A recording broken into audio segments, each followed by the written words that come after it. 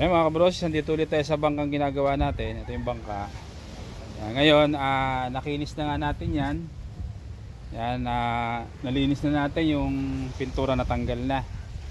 Bali bumili kami ng fiber. At yan ang ititira natin yan, fiber. Pero epoxy yung gagamitin natin, hindi chemical. Ayan, bali ito yung fiber na binili namin ngayon. Ayan. Bali nasukat na rin natin yan. Ilalatag na lang mamaya pag napahira na ng epoxy. Ayan, dito. Ayan, bali maglalapat na tayo ng fiber sa baon.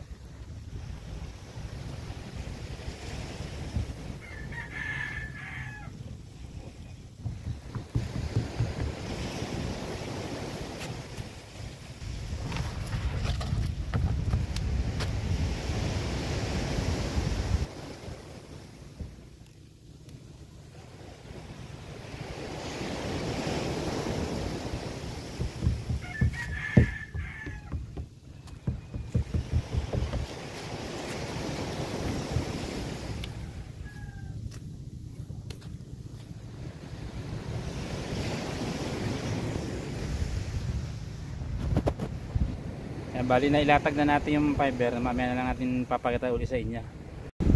Ayan, bali nalagyan na natin ng fiber yung baon natin ginagawa. Ayan.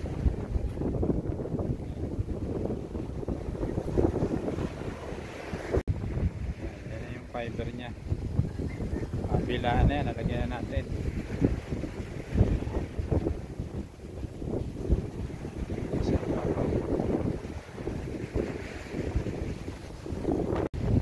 Ito naman yung kabila na tinira natin. Yan, buo na yan, buo na. Bali epoxy na lang natin ng ano yan, puro masilya ng purong epoxy yan. Bali nag-epoxy na tayo na pinamasilya natin yung fiber.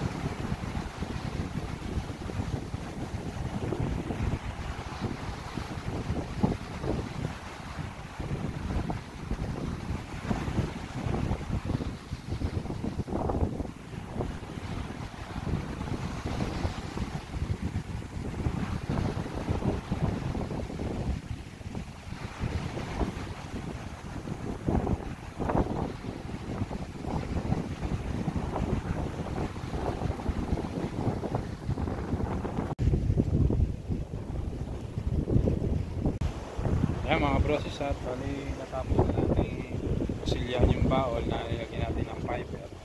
So bali ipakita ko sa inyo. Ayan na yung ating fiber na may epoxy na yung kusilyan ng baol. Okay na yung baol yan, yung mga puto kanina wala na yan. Yan okay.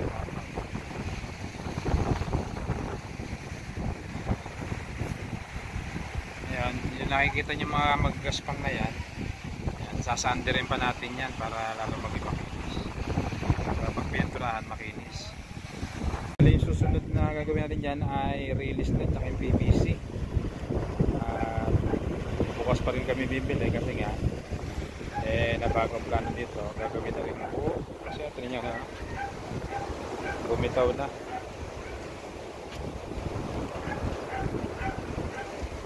na, yung parka niya sa sintas. Budget ang inaalala, hindi naman ganun kalaki ang budget. Ewan ko ba na bagong plano, papagawa na rin yan una. Itihaya namin pagkatapos ng release saka PVC, itihaya yan para mapaklas na rin, tapos buo na rin papagtan yan. Kaya shoutout sa ating mga kumparehan, kay paring Boy, kay paring Logi, kay paring Joel, kay maring Karen, kay maring Toy,